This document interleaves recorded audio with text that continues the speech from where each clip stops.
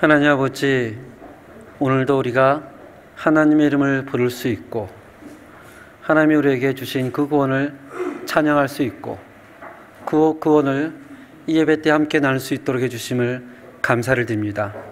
이 예배가, 이 기도가, 이 찬양과 하나님의 말씀이 정말 귀하게 하나님께 드려줄 수 있도록 주님 축복하여 주시옵소서.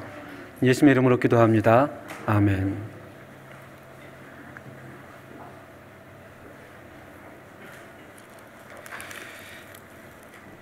우리 신앙 고백으로, 사도신경으로 신앙 고백을 하나님께 드리겠습니다.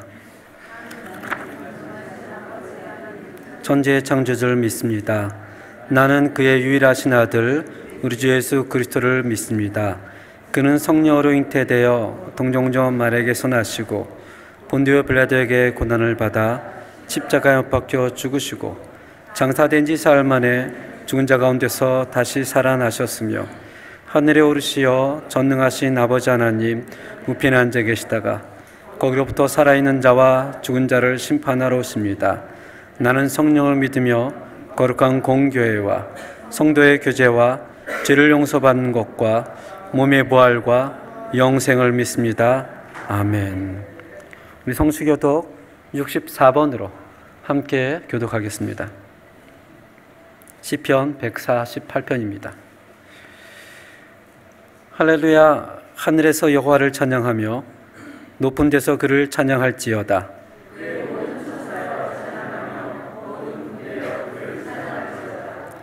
해와 달아 그를 찬양하며 밝은 별들아 다 그를 찬양할지어다.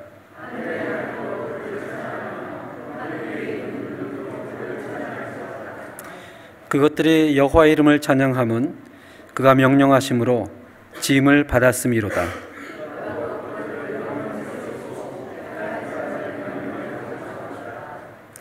여호와 이름을 찬양할지어다. 그의 이름이 홀로 높으시며 그의 영광이 땅과 하늘 위에 뛰어나심이로다. 그가 그의 백성을 뿔을 높이셨으니 그는 모든 성도 곧 그를 가까이 하는 백성 이스라엘 자손의 찬양받을 이시로다. 할렐루야. 아멘. 찬송가 251장으로 하나님께 영광을 드리겠습니다.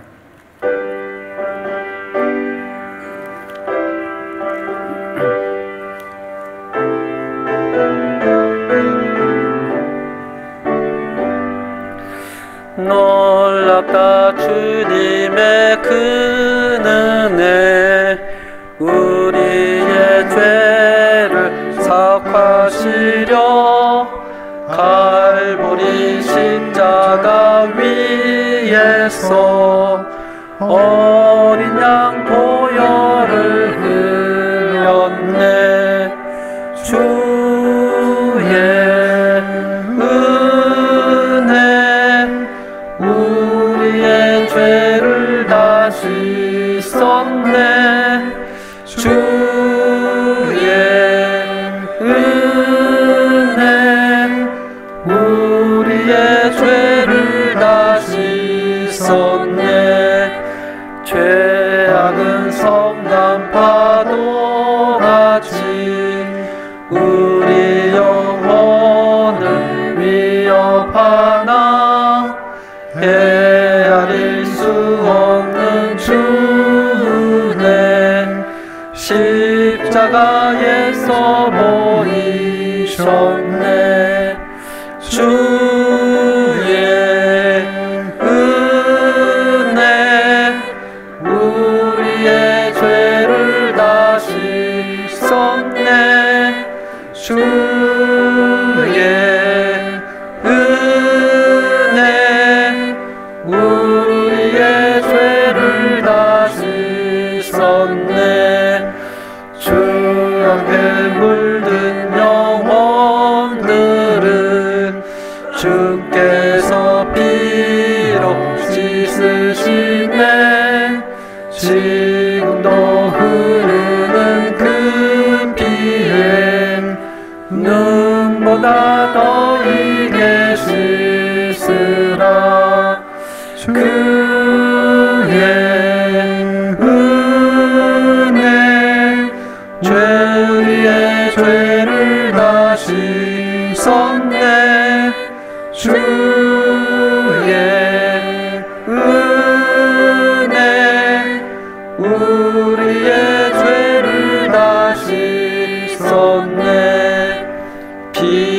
알 수 없는 그 은혜를 믿는 자에게 거저 주네. 형 되어 주 앞에 나와서 더디지 말고 꼭 받으라. 주의 은혜 우리의 죄를 다 씻었네. 주의 은혜 우리의 죄를 다 씻었네. 아멘.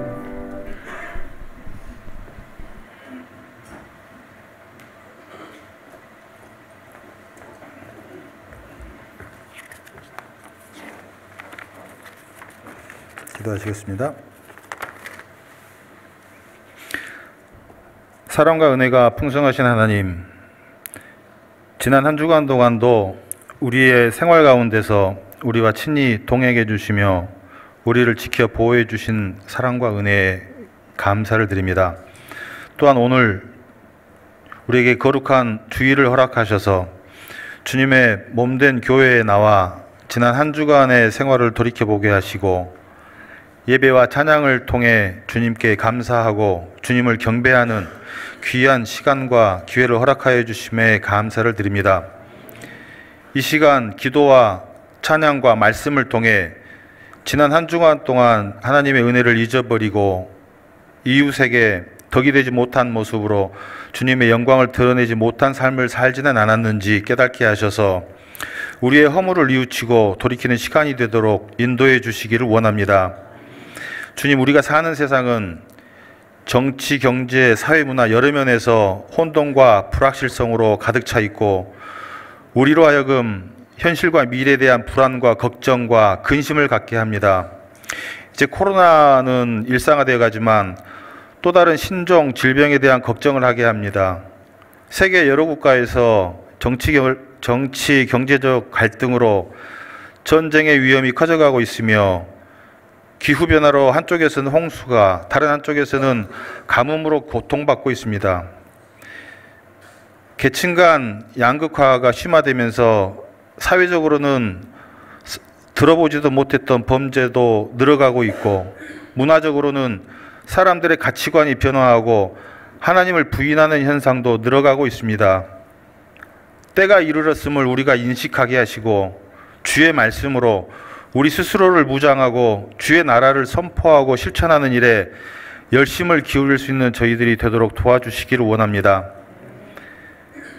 귀가 있어도 듣지 못하고 눈이 있어도 보지를 못했던 지난날의 저희들의 부족함과 이기심을 떨쳐버리고 이제는 귀를 열어 주위 사람들의 신음소리를 듣게 하시고 눈을 열어 그들이 힘들어하는 모습을 보게 하셔서 그들에게 하나님의 나라를 전하고 이 땅에 주의 나라를 확장하는데 내가 무엇을 할까를 고민하면서 작은 것부터 실천해 나갈 수 있는 지혜와 용기를 허락하여 주시기를 원합니다.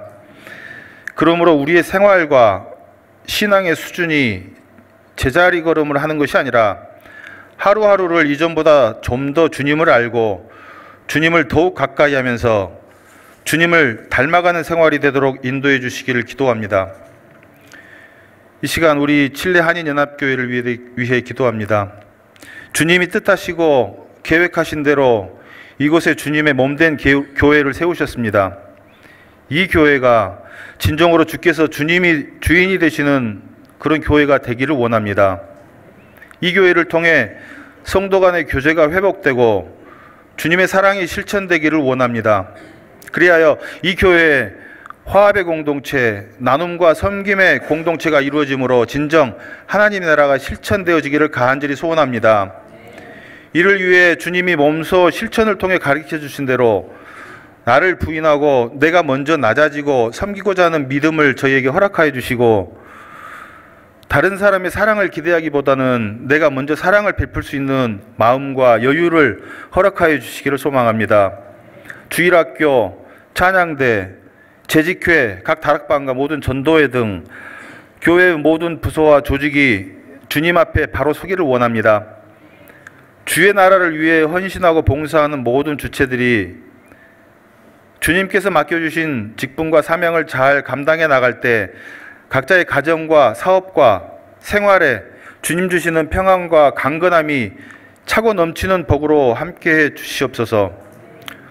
모든 성도가 교육자를 잘 섬기게 하시고 담임 목사님과 두 분의 부목사님들은 주님의 말씀으로 성도들을 가르치고 양육하는 데 부족함이 없도록 인도하여 주시기를 원합니다. 경기가 좋지 않아 물질로 어려움을 겪고 있는 성도들에게 주 안에서 평안과 소망을 갖게 하시고 어려움을 물리칠 수 있는 지혜를 허락하여 주시기를 기도합니다. 질병으로 인하여 힘들어하는 성도들에게는 치유의 은혜를, 연로하신 소망 성교의 어르신들에게는 아침 저녁으로 추워지는 날씨를 잘 견뎌낼 수 있는 건강도 허락하여 주시기를 원합니다. 이 시간 말씀을 전하시는 담임 목사님 붙들어 주시고 신령과 진정으로 예배를 드리는 하나님의 백성들이 목사님을 통해 친히 말씀하시는 하나님의 음성을 듣게 하시기를 원합니다. 주님 주시는 말씀이 한 주간을 생활하는 생명의 양식이 되게 하셔서 감사와 찬송으로 하나님께 영광을 돌리는 귀한 은혜를 소원하며 우리 주 예수 그리스도의 이름으로 간절히 기도드리옵나이다. 아멘.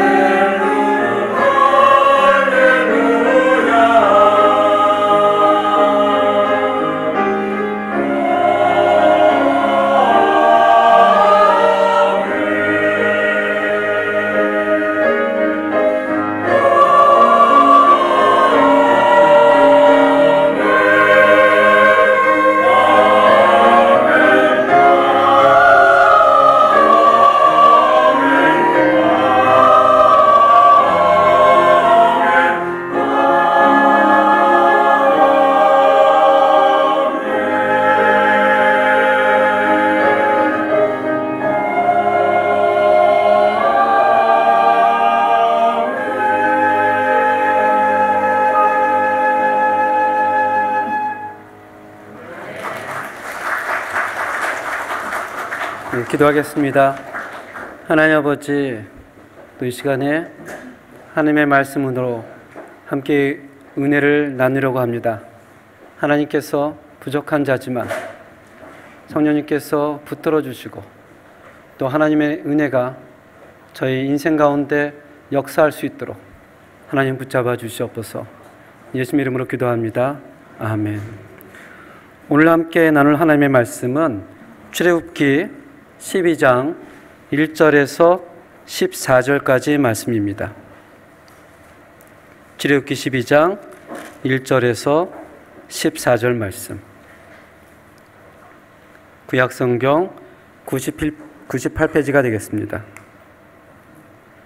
우리 한 절씩 교독하겠습니다.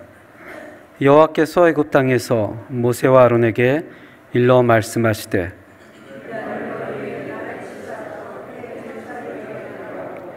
너희는 이스라엘 온 회중에게 말하여 이르라. 이달 열흘에 너희 각자가 어린 양을 취할지니 그 가족대로 식구를 위하여 어린 양을 취하되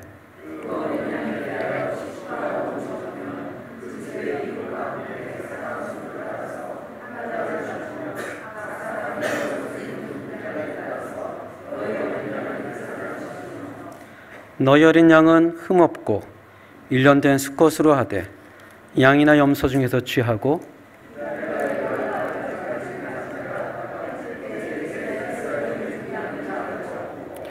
그 피를 양을 먹을 집 좌우 문설주와 임방에 바르고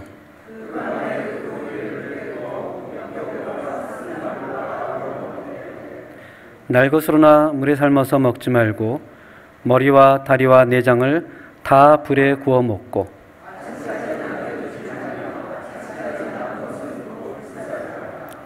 너희는 그것을 이렇게 먹을지니 허리에 띠를 띠고 발에 신을 신고 손에 지팡이를 잡고 급히 먹으라. 이것이 여호와의 유월절이니라.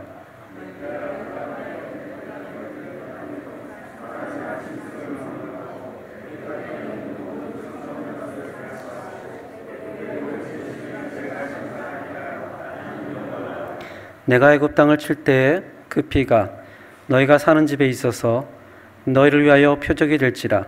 내가 피를 볼 때에 너희를 넘어가리니 재앙이 너희에게 내려 멸하지 아니하리라. 너희는 이 날을 기념하여 여호와의 절기를 삼아 영원한 규례대로 대대로 지킬지니라. 아멘. 오늘 본문을 가지고 영원한 규례 이렇게 한번 제목을 잡아봤습니다. 우리가 저번 주에 유대인들은 3대 명절이 있다라고 얘기를 했었습니다. 유월절, 오순절, 초막절.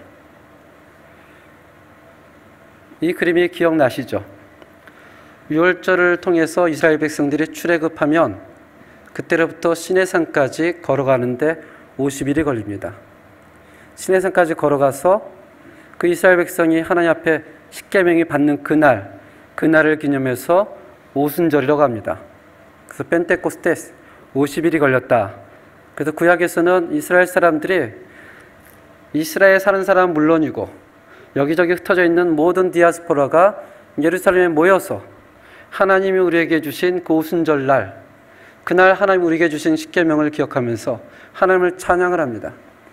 그러나 사도행전 2장에 보면 이 오순절이 뜻이 바뀌죠. 그때 사람들이 오순절날 예루살렘 교회에 모였는데 하나님이 예수님을 통해서 약속하신 뭐가 오죠? 성령이 오십니다. 성령이 오시자 이 사람들이 뭐라 말을 했는데 세계 각지에 왔던 그 디아스포라 사람들이 알아듣기를 시작을 해요. 이 사람들이 외국어를 한 것이 아니고 자기들이 자기들의 말로 알아듣기 시작하면서 굉장히 놀래죠. 놀라는 이유는 그 사람들이 자기들의 말을 한 것에 놀란 것이 아니라 그 내용에 놀랍니다. 그전에는 두려워하고 그전에는 상황을 더 중시 여기고 그전에는 도망갔던 그 사람들이 이제는 성령이 오자 모든 사람들 앞에서 담대하게 예수는 그리스도시요, 예수는 하나님의 아들입니다 라고 담대하게 말하는 그 내용을 보고 사람들이 경외하고 놀랍니다. 그래서 지금도 어떻게 하면 성령이 그 사람에게 있는 줄 아는가? 라고 질문한다면 그 사람의 입술에서 진정으로 예수에 대해선 고백이 있다면 우리는 성령이 있다고 얘기를 합니다. 오늘은 이 오순절이 아닌 영원한 규례, 유월절에 대해서 함께 보도록 하겠습니다. 우리가 출애굽기서를 쭉 보면서 하나님께서 이스라엘 백성에게 9가지 재앙들을 굉장히 신속하고 빠르게 내려주십니다. 근데 10번째 재앙은 조금 간격을 둡니다. 10번째 재앙은 11장 4절에 예고를 하시고 12장 29절에 되어서야 그 10번째 재앙, 흑암의 재앙을 장자의 재앙을 실행을 합니다. 왜 첫 번째부터 9번째까지는 계속해서 빠르게 얘기하시고 빠르게 이행하셨는데 왜 마지막 재앙은 간격을 두셨을까? 오늘 본문 말씀 12장 1절을 한번 성경을 보시기 바랍니다. 오늘 본문 말씀 12장 1절에 보면 그 간격을 둔 이유에 대해서 얘기를 합니다. 12장 1절 함께 읽겠습니다. 여호와께서 애굽 땅에서 모세와 아론에게 일러 말씀하시되. 우리가 주일마다 특별한 날이 아니면 출애굽기서를 함께 묵상하고 있는데요. 오늘 이 본문 말씀을 보면서 조금 예민하신 분이거나 함께 묵상하신 분들은 좀 오늘 1절이 좀 이상하다라는 것을 발견할 수가 있습니다. 다시 한번 1절을 읽겠습니다. 여호와께서 애굽 땅에서 모세와 아론에게 일러 말씀하시되. 어떻게 좀 발견하셨나요? 이게 좀 대조를 하면 금방 압니다. 11장 9절에 보면 이렇게 얘기를 합니다. 여호와께서 모세에게 이르시기를. 11장 9절뿐만이 아니라 11장 1절에도 똑같이 얘기하십니다. 여호와께서 모세에게 이르시기를. 10장 21절, 10장 11절, 10장 1절, 9장 13절, 9장 1절, 8장 20절 쭉 앞으로 가면 갈수록 항상 하나님은 모세에게 이렇게 얘기합니다. 여호와께서 모세와 또는 아론에게 이르시기를. 근데 예외적으로 오늘 본문에서 이렇게 얘기를 하죠. 여호와께서 애굽 땅에서 모세와 아론에게 일러 말씀하시니라. 약간 좀 다른 게 보이시죠? 뭔가 좀 다른 게 보이죠, 문장이. 출애굽기 1장부터 11장까지는 딱 한 구절만 빼놓고는 하나님이 이렇게 얘기를 하십니다. 항상 여호와께서 모세와 아론에게 이르시기를. 근데 오늘 본문은 예외적으로 여호와께서 어디서 얘기하셨다 얘기합니까? 애굽 땅에서. 한 번도 그렇게 한 적이 예외적인 구절 6장 28절 빼놓고는 없는데 이상하게 여기서는 여호와께서 애굽 땅에서 모세와 아론에게 말했다라고 얘기합니다.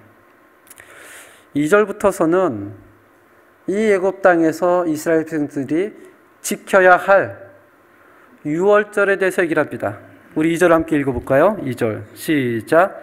이 달을 너희에게 달의 시작 곧 해 첫 달이 되게 하고. 2절부터 우리가 읽었었던 14절까지는 유월절 규례에 대해서 얘기를 하는데 그 유월절 규례를 처음 1절에서 얘기를 하죠. 이 유월절을 어디서 지켜야 된다? 어디서? 애굽 땅에서 지켜야 된다. 애굽 땅에서. 반드시 애굽 땅에서 유월절을 지키고 너희는 나가야 한다는 걸 강조하고 있습니다. 근데 2절을 보니까 이렇게 얘기를 합니다. 이 달을 너희에게 달의 시작 곧 해 첫 달이 되게 하고. 이 구절이 이제 어떤 분에게는 이해가 안 되기도 하고 또 이해가 되기도 할 텐데, 제가 이제 연합교회에 와서 옛날 교족부를 보면서 생년을 이렇게 쭉 봤습니다.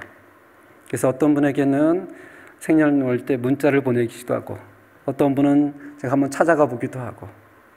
근데 이게 나이가 젊으신 분들은 별 문제가 없었는데 나이가 드신 분들은 이렇게 답변이 와요.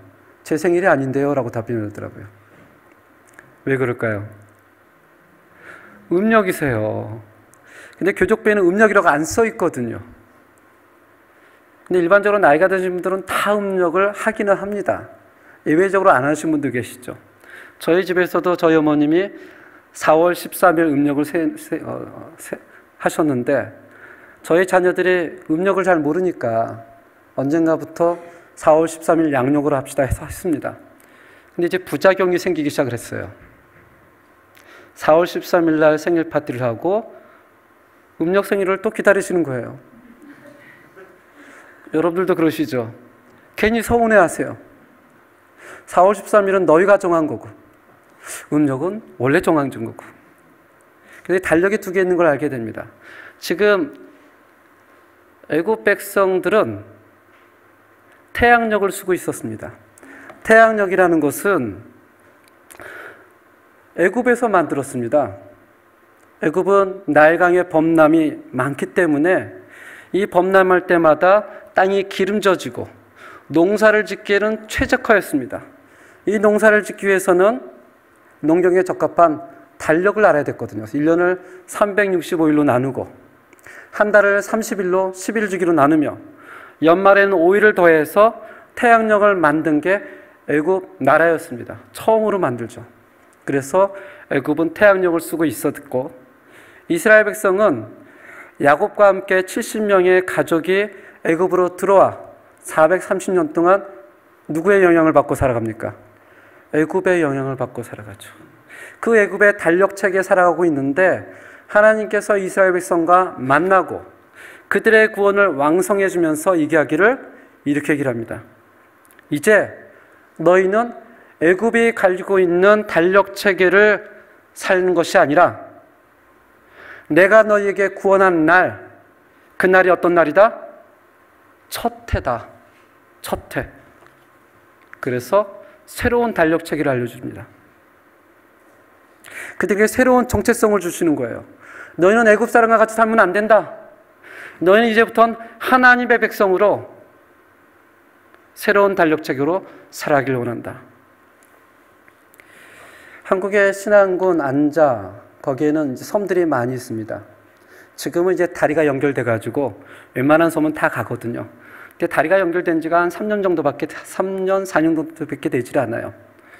저와 함께 기숙사에서 3년을 지내고 함께 공부하고 먹고 자고 기도했던 동기 목사님, 저보다 한 10살 많으시거든요. 제가 형님으로 모십니다. 그분은 안수를 받자마자 50대 중반에 그 신안군 안자 서만학교회라는 곳에 가셨습니다. 교회가 연세 드신 분들이 있어도 한 15명, 20명 되는 지금까지 섬기고 계세요. 그분은 정말 시간이에요, 시간. 그분은 언제나 9시면 주무십니다. 3시면 일어나세요. 새벽 기도하고 성경 읽고. 제가 그분같이 성실한 분을 만나보지를 못했습니다. 이번에 한인연합교회에 서류를 제출할 때 제가 이 형님 목사님에게 제일 먼저 연락을 드렸습니다. 형님, 제가 추천서가 필요한데 형님이 써주세요. 그랬더니 이분이 그러세요. 그거는 큰 교회, 또 이렇게 훌륭하신 목사님, 그런 분이 써줘야 힘이 있는 거지. 나처럼 섬에서 15명 놓고 목회하는 에이, 좀 그러해. 그렇게 말씀하세요. 그래서 제가 그랬죠. 누구보다도 형님은 저를 잘 알고 계시죠. 3년 동안 함께 먹고 함께 자고 함께 기도하고 저의 단점도 잘 아시지 않습니까? 저는 형님이 써주길 원합니다. 만약에 형님이 써줬는데 떨어진다? 형님 잘못이 아니에요. 하나님이 원하는 것이 아니죠. 그래서 그분이 제일 먼저 서류를 제출해 주셨어요. 신학교를 다닐 때 이분에게 생일을 물어봤습니다. 형님은 생일이 어떻게 되세요? 그랬더니 11월 24일이래요. 제가 이 날이 되면 꼬박꼬박 지금도 한국에 이제 사이트가 잘 됐잖아요. 선물을 보내드리고 제가 이번에도 가면 꿀을 보내드립니다. 이번에 칠레 꿀은 정말 좋은 거예요. 막 이렇게 보내드렸어요. 근데 알고 보니까 그분의 생일이 11월 24일이 아닙니다. 카톡에 보니까 다른 날이에요. 그럼 물어봤습니다. 음력이세요? 아니래요, 음력이. 무슨 날인 줄 아세요? 자기가 11월 24일 처음 주님을 고백한 날이래요. 그래서 나는 그날이 나의 생일이야. 나는 그날을 잊을 수 없어. 그래서 그때 제가 선물을 드립니다. 지금 오늘 성경에 나오는 날이가 그 얘기입니다. 너희는 세상의 달력에 따라 살아가고 있지만 나는 너에게 새로운 달력을 주겠다. 내가 너희를 만나는 날, 내가 너희를 구원하는 날, 그날이 새해의 첫 해다. 이것은 Es un nuevo comienzo. Año nuevo. 이 날이 너의 첫 해다. 너는 이 날을 기념하라. 그래서 이제 그때부터는 이스라엘 백성들이 하나님의 백성으로, 정체성으로 살아가기 시작을 합니다. 3절 함께 보시겠습니다. 3절을 보면 이렇게 얘기를 합니다. 너희는 이스라엘 온 회중에 말하여 이르되 이달 열흘에, 여기 그림에 보시면 1월 10일 양 한 마리가 나오죠. 이달 열흘에 너희 각자가 어린 양을 취할지니 그 가족대로 그 식구를 위하여 어린 양을 취하되 하면서 내가 너에게 준 새로운 달력체계 안에서 그날이 너에게 첫 해니 그날이 구원의 날이니 그달 1월 10일에 어린 양이나 어린 염소를 취하라. 5절에 보니까 그 어린 양은 흠이 없고 수컷이어야 된다고 합니다. 6절 함께 보겠습니다. 6절 시작. 이달 열 나흘까지 간직하였다가 해질 때에 이스라엘 회중이 그 양을 잡고, 이 말은 1월 10일 날, 새로운 달력 1월 10일 날 너희가 한 어린 양을 선택하고 4일 동안 가지고 있다가 1월 14일 그날 양을 잡고 그날 그 피로 문에 발라라. 그날이 무슨 날이에요? 유월절입니다. 유월절. 하나님의 이스라엘 백성을 구원한 날, 하나님 이스라엘 백성을 함께한 날, 이것이 너희의 처음의 시작이니라. 7절 함께 보겠습니다. 7절. 그 피를 양을 먹을 집 좌우 문설주와 임방에 바르고. 한번 상상을 해보세요. 한 집이 아니라 이스라엘 살고 있는 그곳의 모든 땅에, 모든 대문에 피가 묻혀 있다고 생각해 보세요. 피비린내가 엄청나죠. 그 안에서 이스라엘 백성은 무엇을 합니까? 그 안에서 양고기를 먹고 무교병을 먹으며 쓴나물을 먹습니다. 여기 보시면 6월절, 그 다음 날부터 15일에서 21일까지 7일은 무교절로 지냅니다. 무교절이라는 것은, 예전에 저는 청년 때 무교병이 무슨 병인 줄 알았습니다. 근데 아마 우리 청년들이나 학생은 지금도 그렇게 하는 사람이 많을 수 있을 거예요. 무교병은 병이 아니고 빤실레바두라, 누룩이 들어가지 않는 빵, 누룩이 들어가지 않는 빵을 6월절이 그날 저녁부터 7일 동안 먹는 것을 무교절이라고 합니다. 그리고 16일 날 이스라엘 백성이 출애굽해서 50일 동안 지나서 시내에 도착한 그 날을 무슨 날이라고 하죠? 오순절이라고 합니다.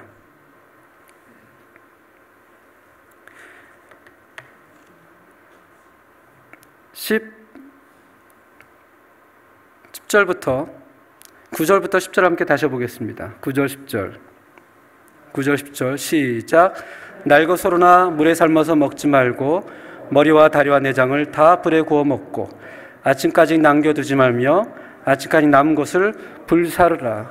마치 이스라엘 백성이 한 번도 양고기를 먹어보지 못한 것처럼 하나님께서 굉장히 자세하게 이렇게 먹어야 된다, 절대 남겨서는 안 된다 라고 얘기를 합니다. 그리고 11절을 보겠습니다. 11절 시작. 너희는 그것을 이렇게 먹을지니 허리에 띠를 띠고 발에 신을 신고 손에 지팡이를 잡고 급히 먹으라. 이것이 여호와의 유월절이니라. 아멘. 여기 보면 굉장히 강조를 하죠. 너희는 이렇게 먹어라. 허리에 띠를 띠고, 지금이야 옷 들어가 있고 바지가 있는 그런 이제 옷 시스템이 잘 돼 있는 세상에 살고 있지만 그때는 옷이라기보다는요 천을 두르고 있는 거예요. 천을. 그러니까 무슨 일을 할 때면 어떻게 해요? 허리를 딱 매야 돼요. 무슨 일을 할 때는.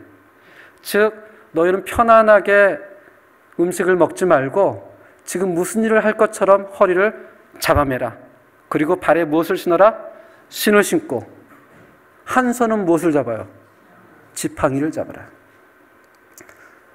지팡이를 잡는다는 것은 지금 나갈 것을 의미합니다. 보통 지팡이는 안 쓸 때는 의자 옆에 두잖아요. 그러다가 지팡이를 찾으면 무슨 일이에요? 이제 일어나려고 준비를 하는 거죠. 어딘가 가려고. 지금 하나님이 이스라엘 백성에 얘기를 합니다.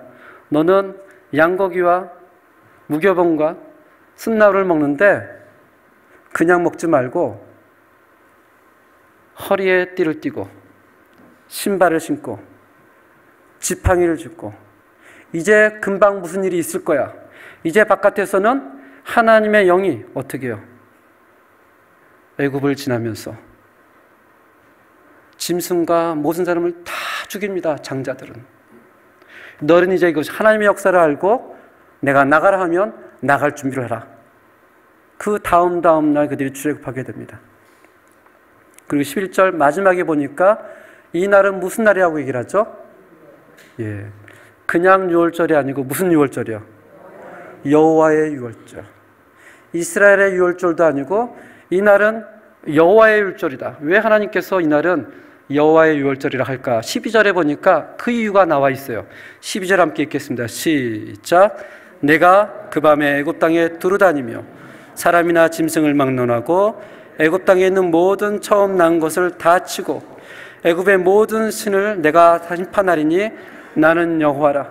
그 유월절에 그 밤에 누가 가장 바쁘세요? 하나님이 바쁘세요. 누가 일을 합니까? 하나님이 일을 하세요.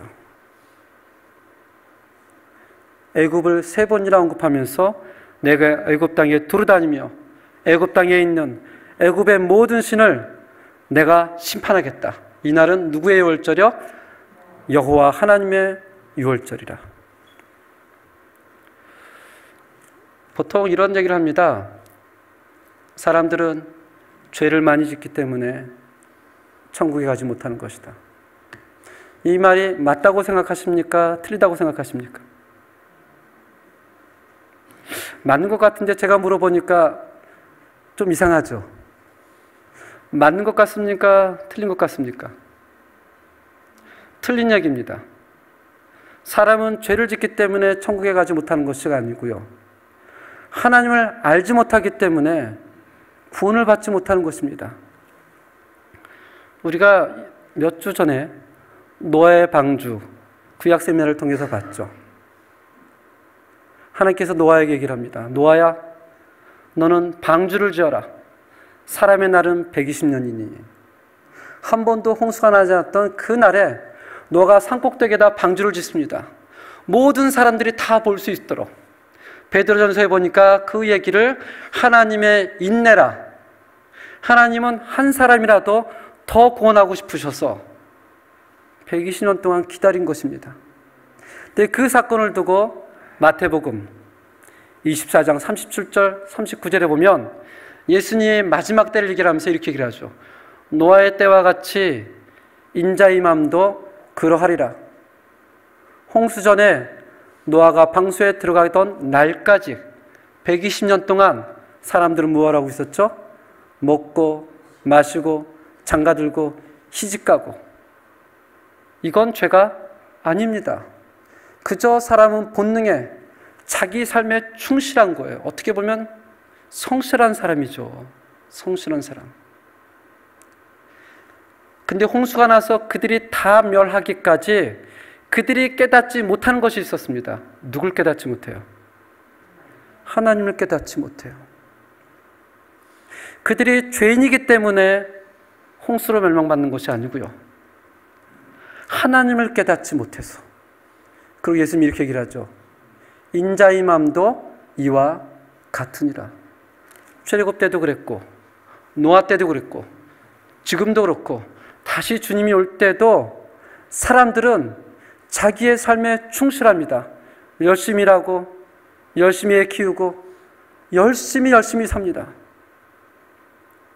법 없어서 살아갈 사람들이 많이 있죠. 그런데 하나님을 아는 사람은 너무나 드뭅니다. 로마서 3장 10절, 12절, 18절에 보면 기록된 바 의인은 없나니 하나도 없으며 깨닫는 자도 없고 하나님을 찾는 자도 없고 다 치우쳐 무익하게 되고 선을 행하는 자도 없나니 한 명도 없나니 그들 눈앞에 하나님의 두려움이 있다는 걸 알면서도 두려워하지 않습니다. 두려워하지 않아요. 이것이 하나님의 개입이 없는 인생의 현 모습이라는 것입니다. 사랑하는 성도님들, 사실 이 자리에 이 주일날 이 시간에 예배 시간에 앉아있다는 것은 기적입니다. 기적입니다. 오늘 아침에 아르헨티나 중앙교회에서 4분이 오셨어요. 얼굴 보니까 제가 기억이 나요. 이제 중앙교회가 설교도 했고 세미나도 많이 인도했거든요. 칠레뿐만이 아니라 이민사회를 돌아다니면 파라과이에 가면 파라과이가 제일 어렵다고 아우성입니다. 볼리비아에 가면 볼리비아가 어렵다고 아우성이에요. 아르헨티나 가면 이 아르헨티나는 폭발 직전이라고 얘기합니다.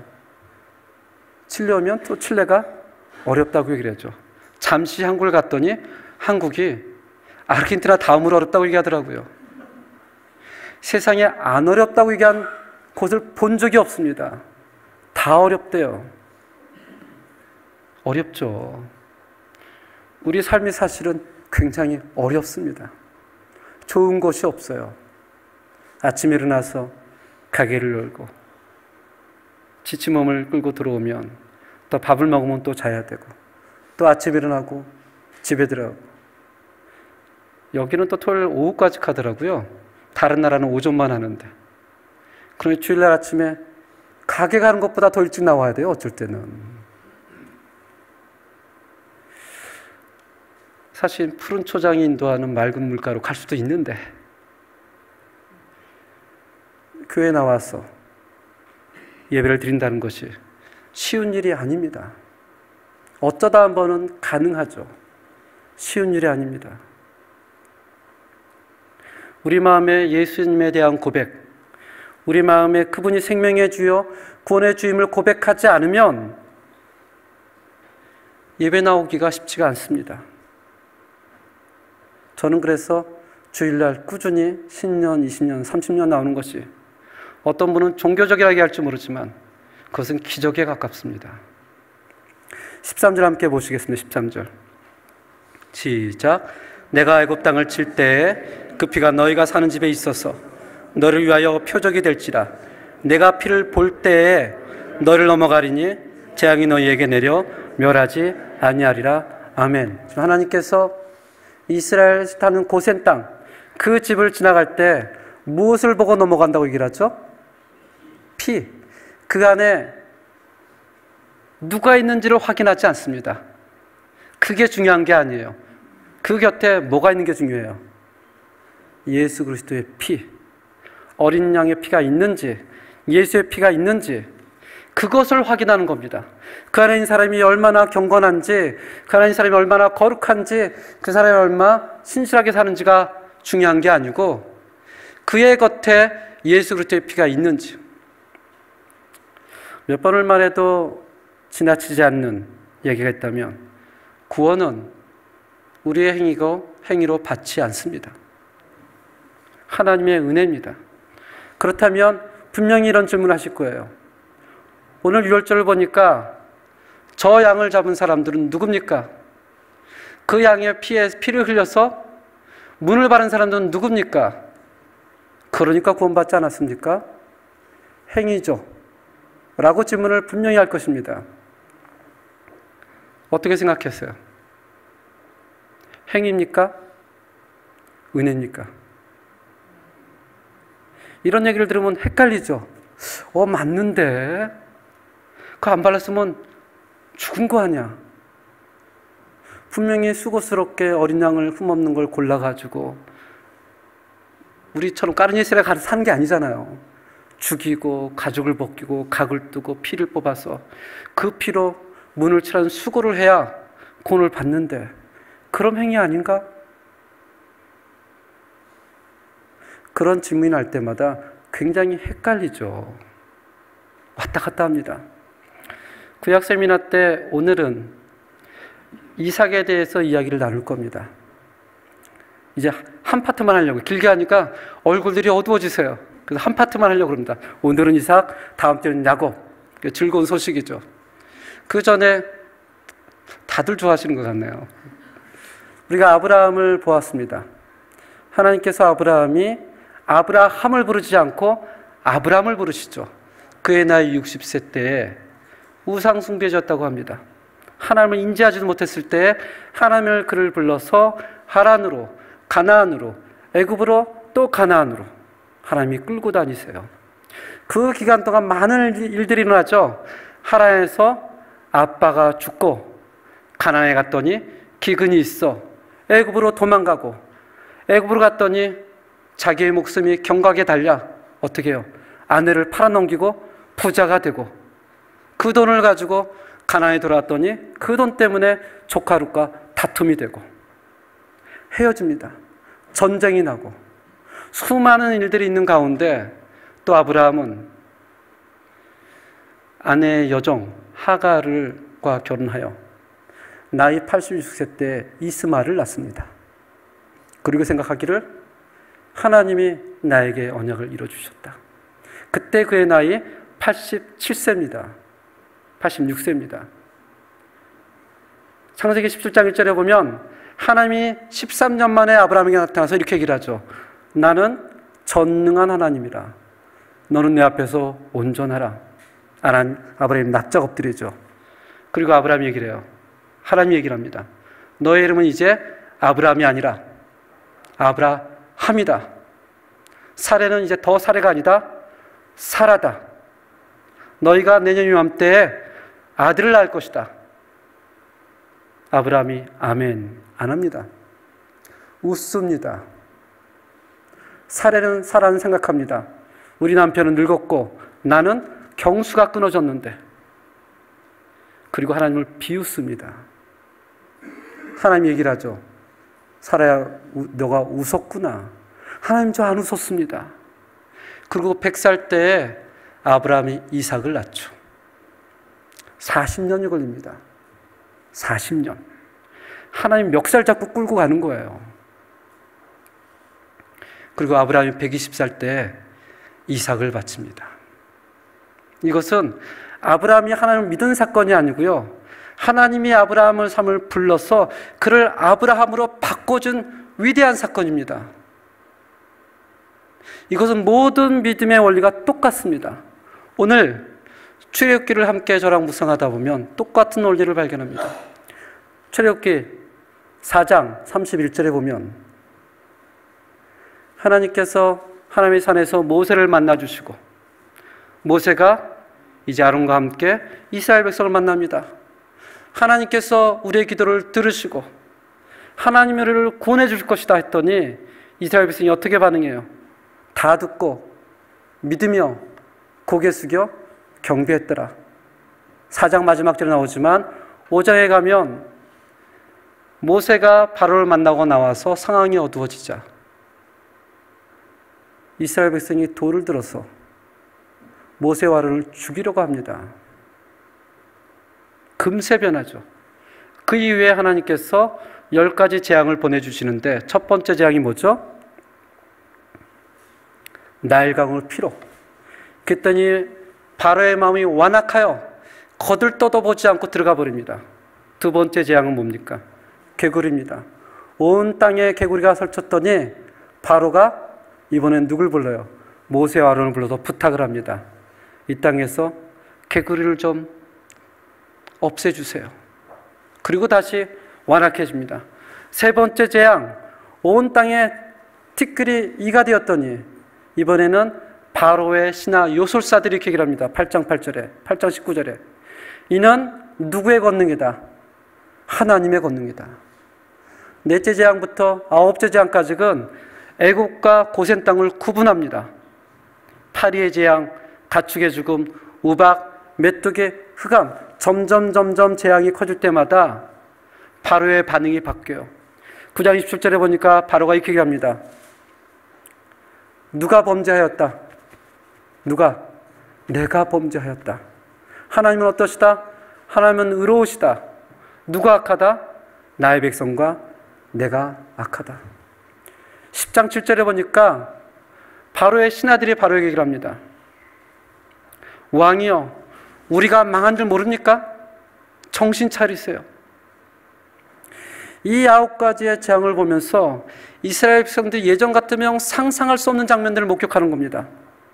그 이스라엘 백성 눈앞에 그렇게 위대했던 왕 바로가 누구 앞에 엎드려요? 모세 앞에 엎드린 겁니다. 모세의 손을 붙잡고 부들부들 떨어요. 그는 살아있는 신인데,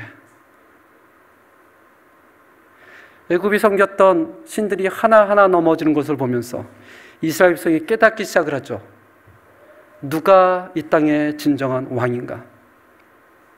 누가 이 땅의 진정한 하나님인가?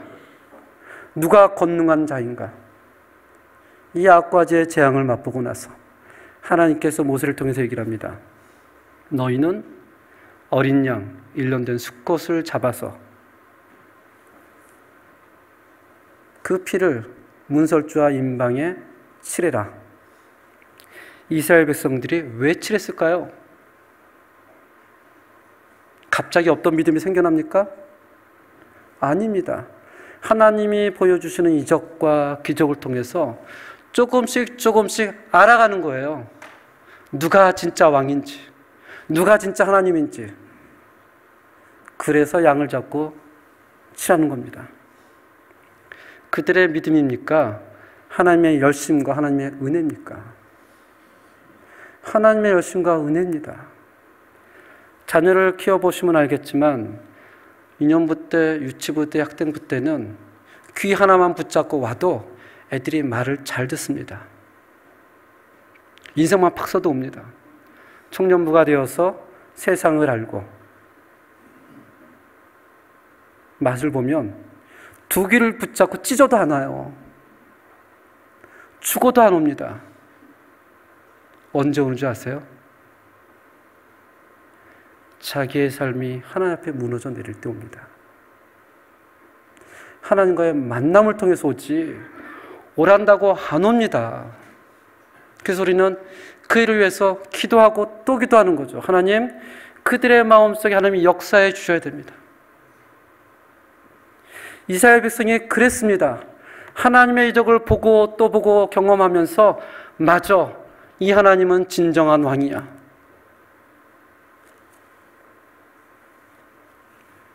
14절 함께 읽겠습니다. 14절 시작. 너희는 이 날을 기념하여 여호와의 절기를 삼아 영원한 규례로 대대로 지킬지니라. 아멘. 여기 보면 이 짧은 구절 한 구절에 하나님께서 이 유월절을 지켜야 함을 4번이나 반복합니다. 이 날을 기념해라. 이 날은 여호와의 절기니라. 영원한 규례니라. 대대로 지켜야 된다. 너뿐만이 아니라 너의 자녀들까지. 하나님이 신신당부하죠. 성경을 펴고 12장 24절에서 27절까지 함께 목소리 읽겠습니다. 출애굽기 12장 24절에서 27절까지. 시작. 너희는 이 일을 규례로 삼아 너희와 너희 자손이 영원히 지킬 것이니 너희는 여호와께서 허락하신 대로 너희에게 주시는 땅에 이를 때에 이 예식을 지킬 것이라. 이후에 너희의 자녀가 묻기를 이 예식이 무슨 뜻이냐 하거든 너희는 이르기를 이는 여호와의 유월절 제사라. 여호와께서 애굽 사람에게 재앙을 내리실 때에 애굽에 있는 이스라엘 자손의 집을 넘어서 우리의 집을 구원하셨느니라. 백성이 머리 숙여 경배하니라. 이스라엘 자손이 물러가서 그대로 행하되 여호와께서 모세 아론에게 명령하신 대로 행하니라. 아멘. 이것은 영원한 규례니라. 후에 너의 자녀가 이것이 무슨 날입니까? 물으면 너희는 하나님께서 우리를 애굽 땅에서 인도하신 영원한 규례다라고 꼭 말씀을 해라라고 얘기를 합니다. 혹시 이 음식을 보신 적이 있으세요? 가까운 유대인 친구들이 있거나 근처에 산다면 한 번쯤은 봤을 것입니다. 유대인들이 유월절에 먹는 음식입니다. 3,500년 전에는 유월절을 지키기 위해서 어린 양을 잡고 이제 문에 피를 발랐지만 AD 70년 로마에 의해 예루살렘 상전이 파괴되고 난 다음부터는 이제 양을 잡거나 피를 바르는 풍습은 없어졌습니다. 유대인들은 8일 동안 유월절을 지키는데 유월절을 시작하기 전에 자기 집에 있는 음식을 다 태웁니다. 어떤 음식만 남기냐? 누룩이 없는 음식만 남깁니다. 그리고 음식을 준비하죠. 그 음식은 1번 뭐처럼 보이십니까? 맛있는 양갈비처럼 보이죠. 양고기입니다. 1년 된 흠없는 수당의 양고기. 두 번째는 뭐처럼 보입니까? 감자처럼 보이죠. 구운 달걀입니다. 세 번째는 쓴나물입니다. 네 번째는 흐리하게 보이지만 그게 무교병입니다. 다섯 번째는 일종의 유대인들이 먹는 잼입니다. 여섯 번째는 파슬리와 양추, 그리고 한 잔의 소금물을 넣습니다. 원래는 무교병과 나물과 양고기를 먹지만 시간이 지나면서 탈무드에서 조금 더 포함해서 지금도 유대인들은 이것을 먹으면서 자기 자녀들에게 알립니다. 하나님이 우리를 구원한 것은 신화가 아니다. 하나님이 우리를 구원한 것은 옛날 이야기 아니야. 하나님이 우리를 구원한 것은 역사적으로 실제로 어떤 일이요? 있었던 일이야. 이 무교병하고 쓴나물을 먹는 것은 굉장히 고통스럽다고 합니다. 물론 한국 사람들은 쓴방울쥐도 먹고 막 쓴 걸 먹으니까 맛있게 먹을지 모르겠지만 굉장히 쓰다 그래요. 그래서 자기 자녀들에게 우리가 노예 때 어떠한 삶을 살았는지, 하나님이 어떻게 우리를 구원했는지 유월절을 지금도 알려주고 있다고 합니다. 그렇다면 유대인들은 처음부터 유월절을 잘 지켰을까요? 지금은 이렇게 잘 지키는데 잘 지켰을 거라고 생각합니까? 이스라엘의 출애굽 역사부터 신약시대 전까지 보면 유월절을 지켰다는 것이 딱 5번 나옵니다. 출애굽 때 한 번, 광야 때 한 번, 가나안 땅 들어가기 전 한 번, 그리고 히스기야 왕 때 한 번, 그리고 요시야 왕 때 한 번. 안 지킵니다. 우리랑 똑같죠? 안 지킵니다. 언제부터 지켰을까요, 이 사람들이? 언제부터 이렇게 철저하게 지켰을까요? BC 586년 바벨론에 의해서 유다가 쫄딱 망하고 포로로 끌려가서 70년을 산 다음에 포로 귀환 이후에 정신을 차리고 유월절을 지킵니다. 예나 지금이나 맞아야 정신을 차린 것 같습니다. 그 이후로 지금까지 너무너무 잘 지켜요. 그 이후로 지금까지. 한번 된통당하고 나니까 우리가 신앙생활할 때도 그럴 때 있죠. 내가 이렇게 해도 아무런 일이 없네 하다가 어느 날 한번 어떤 일이 벌어지면 정신이 버쩍 나죠. 정신이 버쩍 납니다. 오늘날 유월절은 예수 그리스도의 죽음과 부활절을 의미합니다. 지금도 교회에서는 어떻게 해요? 아이들에게, 성도들에게, 청년들에게 예수님이 우리를 위해 죽으셨다는 사실, 예수님이 우리를 위해 부활하셨다는 사실을 끊임없이 가르치죠. 그런데 성경은 그 이상을 가르칩니다. 교회만 하는 것이 아니라 어디서요? 가정에서도.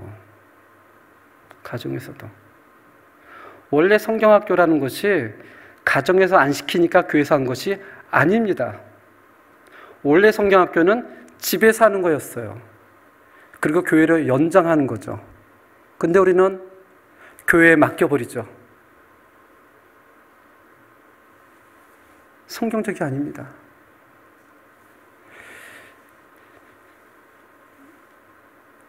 미국에 가정사역연구소가 있습니다. 이 가족사역연구소에서 미국 크리스찬들이, 그러니까 미국 현지인들이죠. 미국 크리스찬들이 왜 교회를 떠나는가라는 것을 이유를 통계를 내봤어요. 첫 번째 이유, 그러니까 칠레가 아니고요. 한국 사람이 아니고 미국 사람입니다. 첫 번째 이유, 부모가 주일이나 교회 행사를 무시하고 여행을 떠난 것을 봤을 때. 두 번째 이유, 예배 시간에 목사님 설교가 길어진다고 시계를 자꾸 쳐다볼 때. 농담 아니고 이렇게 나와 있습니다. 자녀들 앞에서 교회와 교육자와 장로님들을 욕할 때. 네 번째, 헌금 생활을 하지 않을 때. 교회에 대한 애착심과 사랑이 보이지 않을 때. 예배 시간에 늘 지각할 때. 평소엔 기도하지 않다가 문제가 생길 때만 기도할 때. 여러 가지 핑계로 교회 봉사를 하지 않을 때. 자녀들이 교회에 있으면 빨리 집에 라고 소리칠 때. 겉과 속이 다른 신앙을 보여줄 때. 현지 미국 사람들의 통계예요. 근데 신기하죠? 너무 공감이 갑니다. 꼭 제 얘기하는 것 같아요. 제 얘기하는 것 같아요. 하나님은 오늘 유월절 규례를 통해서 얘기를 하죠. 유월절 규례는 교회에서만 지키는 것이 아니야. 너의 후손이, 너의 자녀가 너에게 유월절이 뭐예요? 십자가가 뭐예요? 부활절이 뭐예요? 라고 묻는다면 하나님께서 우리가 애굽에 있었을 때 그의 궁휼하심으로 우리를 구원하신 날이다. 예수님께서 우리의 죄를 위하여 십자가에서 죽으신 날이다 라는 것을 어떻게 해요? 알리고 영원히 지켜야 할 영원한 규례다라고 얘기하고 있습니다. 저는 이런 신앙의 흐름과 축복과 고백이 저희 교회에 있기를 바랍니다. 근데 더 소망하는 것은 저희 교회만 있기를 원하진 않아요. 여러분과 제 가정에 있기를 바랍니다. 자녀들에게 하나님에 대해서 야, 교회 가서 물어봐. 이게 아니고요. 함께 기도하자. 기도한다고 돼요? 함께 기도하자. 너의 미래를 위해서. 그런 부모에게 축복이 계속 나가지 않겠어요? 하나님은 그 의미로 이스라엘 백성에 얘기하는 겁니다. 이것은 영원한 규례니라. 우리 함께 주를 위한 이곳에 찬양을 드리겠습니다.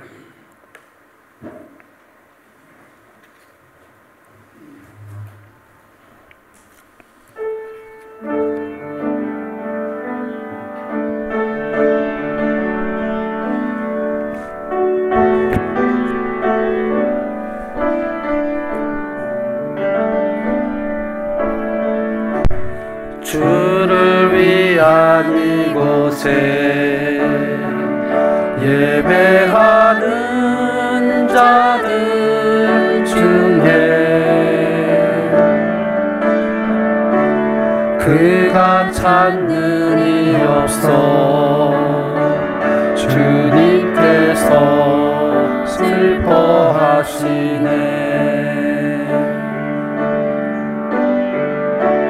주님이 찾으시는 그 한 사람 그의 예배자 내가 그 사람 되기 간절히 주께 예배하네. 주로 이곳에 서 있네. 주님 때에 엎드려 절하네. 그 어느 것도 나 필요 없네. 주님만 경배해. 주내로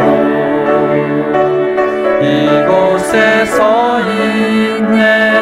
주인 죄에 엎드려 절하네. 그 어느 것도 다 필요 없네. 주님만 경배해.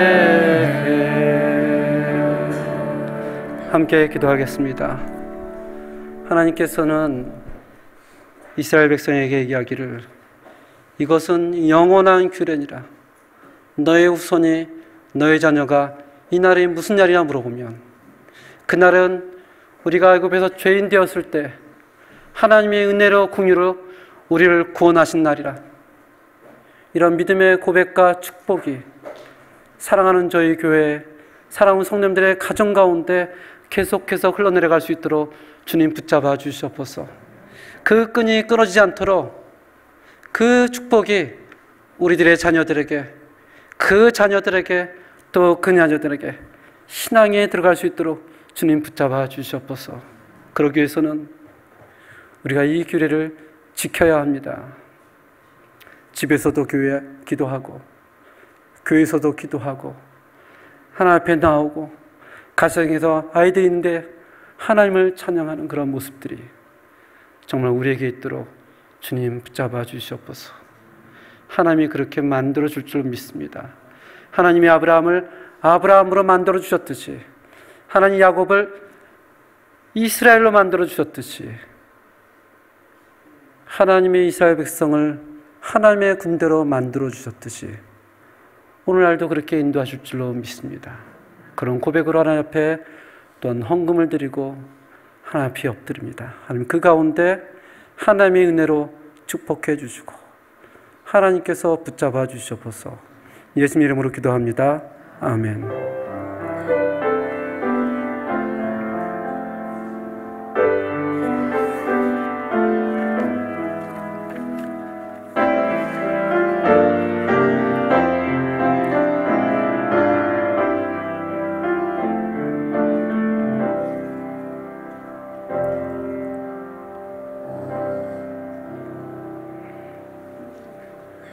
예, 교회 새로 나오신 분들을 주님의 이름으로 환영합니다. 또 매일 저녁 9시에 주보에 보면 하심 기도 제목들이 있거든요. 특별히 몸이 불편하시고 기도가 필요하신 분들이 많이 있습니다. 이분들이 홀로 외롭게 기도하는 것이 아니라 사랑하는 많은 신실하신 성도님들께서 함께 그 이름을 위해서 기도할 때 하나님께서 역사하실 줄로 믿습니다. 또 아침 기도회가 화요일부터 토요일까지 7시 반에 소예배실에서 있습니다. 오늘 오후 세미나 이후에 새가족부실에서 신무장로 안수희 집사님들 모임이 있습니다. 그리고 다음 주에 6월 11일 2부 예배를 마치고 2023년 첫 번째 재직회를 원래 했었어야 되는데 중간에, 그래서 현재 재직되시는 분들 기도하면서 많은 관심을 가지고 함께 참석해 주시면 감사하겠습니다. 그리고 6월 23일에서 24일까지 딸까 현지 세미나가 있습니다. 장소는 딸까 카이로스 교회. 주제는 아드미니스트라시온 델라 살바시온 엘 리브로 엑소도, 출애굽기서를 가지고 우리 김준 선교사님이 함께 강의를 할 텐데 여러분들 관심을 많이 가져주시고요. 먼저로 목요일날 한 팀이 떠나고요. 제가 금요일날 아침 새벽에 떠나려고 합니다. 그래서 가서 좀 함께 있을 수 있는 분들은 목요일날 가셔도 되고요. 좀 이틀 있는 것은 좀 부담되신다. 그럼 금요일날 아침에 갈 때 말씀해 주시면 제가 모시고 제가 운전해서 다녀오도록 하겠습니다. 신청해 주시면 감사하겠습니다. 다 같이 일어나서 찬송가 357장 1절 3절로 하나님께 찬양을 드리겠습니다.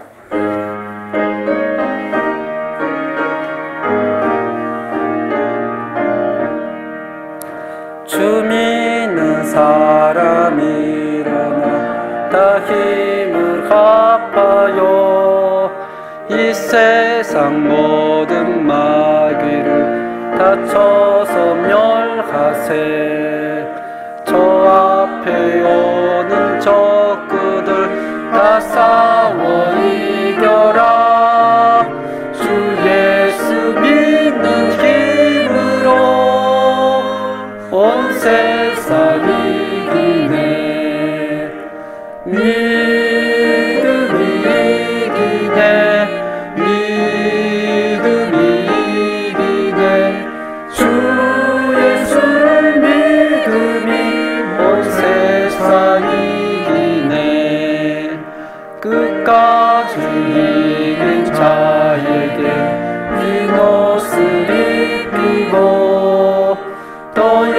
승복을 주시니 참 기쁜 일이세.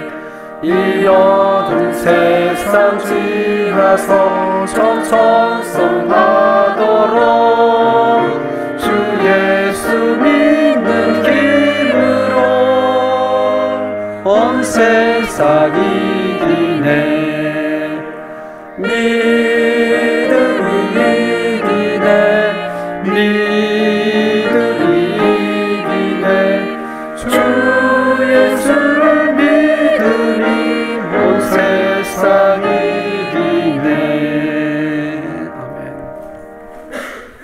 지금은 우리 주 예수 그리스도의 은혜와 하나님의 놀라우신 사랑과 성령님의 교통하심이 이 땅에서 주님 오실 때까지 영원한 규례로 주를 고백하며 그 고백이 저희 자녀들에게 또 자녀들에게 그 자녀들에게 있기를 원하는 모든 성도님들을 위해 지금부터 영원까지 함께할지어다. 아멘.